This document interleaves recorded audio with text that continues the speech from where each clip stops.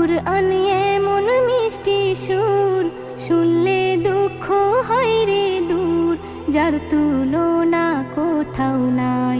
কুরআন যে জন পড়ে যায়, দু জগতে শান্তি পায়, চলা সহজ হয়ে যায়। কুরআন যে জন পড়ে যায়। এস এম নজরুল বলে, এসো না সকল